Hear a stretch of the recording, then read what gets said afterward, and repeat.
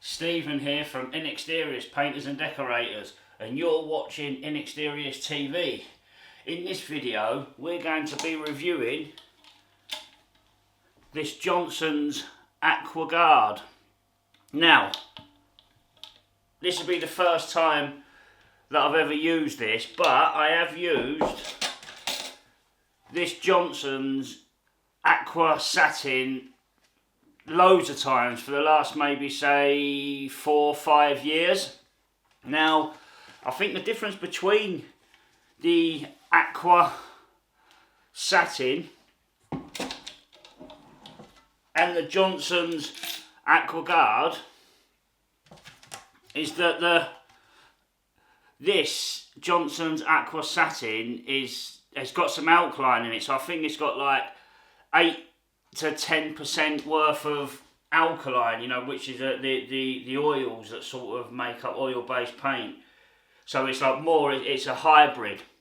Now this, I think, is 100% water-based, but you can't use this on exteriors, but you can use this on exteriors. Right. Now, before using this Johnstones Aqua Guard, just like using the Johnstones Aqua Satin, you should undercoat with the Johnstones Aqua Undercoat, so to make sure you're following the full system. Now, I now know there is a Johnstones Aqua Guard undercoat that's just come out, but as of this tin, this here, it says use this undercoat. Right, so shall we crack on then, shall we? Let's do this. Quickly, if you would like to purchase some of the similar tools that are used for this task, like these Hamilton Prestige paint brushes and paint kettles, please feel free to check out the links in the description below.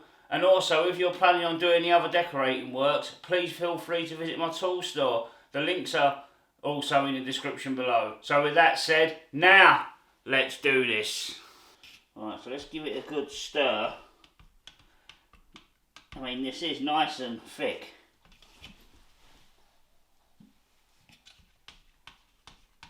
Look at that. I don't know if you can see that. But yeah.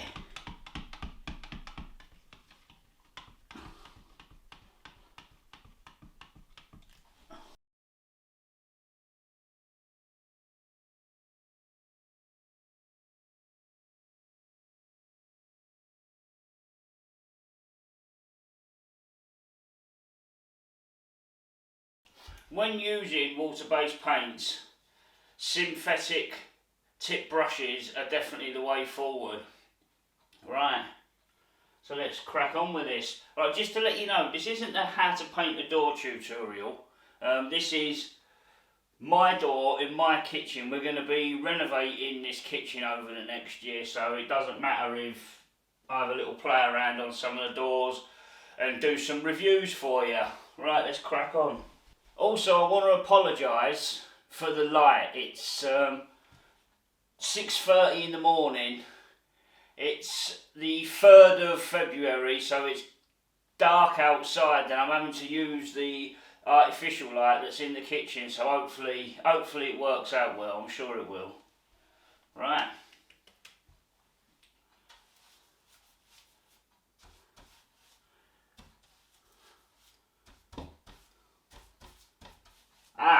And just to let you know, this door is already pre-undercoated in the Johnstones Aqua Undercoat.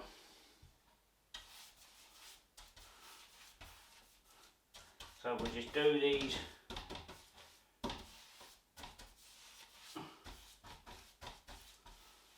I mean, even I'm struggling to see a bit.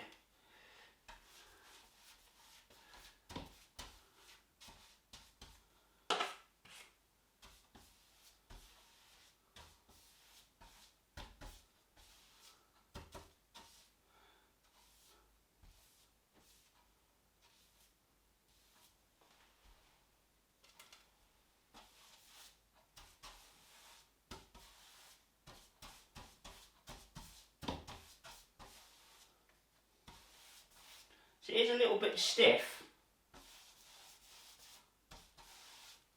And it's not very cold in here. The temperatures are a little bit down, but I'm not cold myself. And the paint's been stored inside the house. I don't think it's because it's sort of been cold. I think this is probably the right temperature for the paint. But it does seem to be going on nice, especially over this undercoat.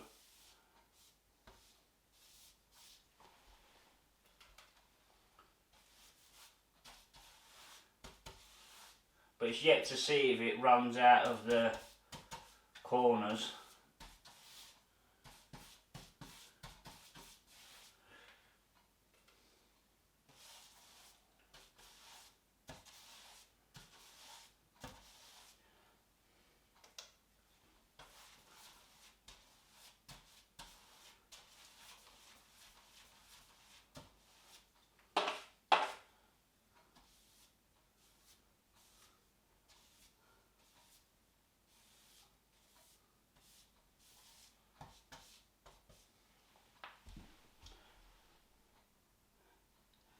Yeah, I am struggling to see myself, so I don't know, sort of, you might be able to even see better, but I'm struggling to see myself.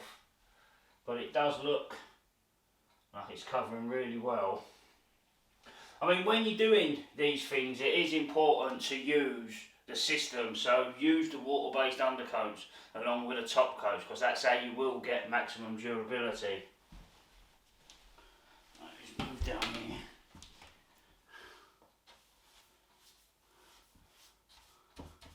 Get a bit more on the brush now and see how it...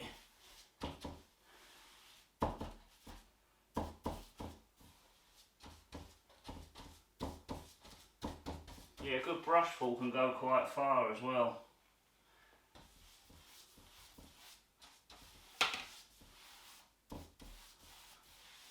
It does flow really well.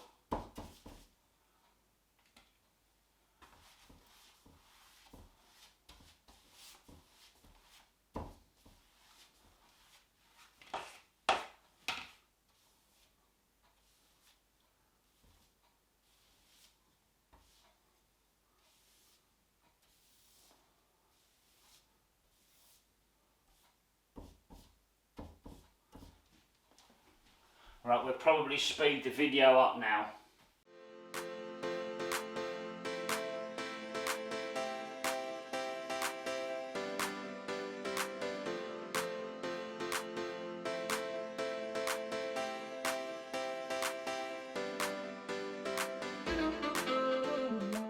Right, this is now dry. It's been 4 hours. Like I say now, this is now dry and it's ready for its second coat.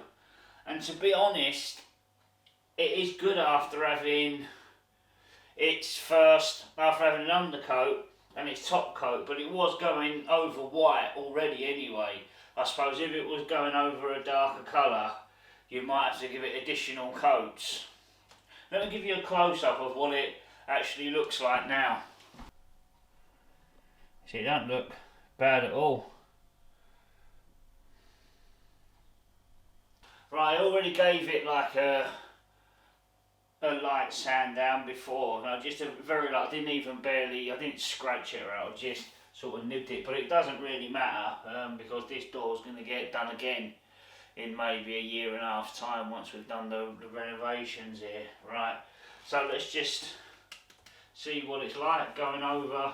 I mean, I can see better now than what I could earlier because it was early hours and we've got that coming through, but it didn't actually look that bad on camera, I noticed, so.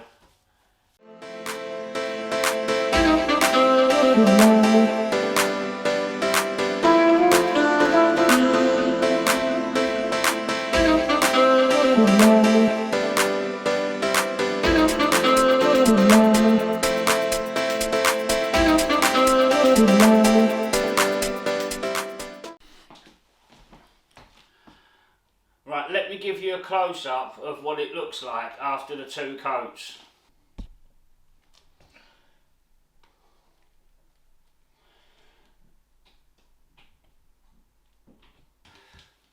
So what did I think of this Aqua Guard? Well, for my brief time using it, I thought it was really good.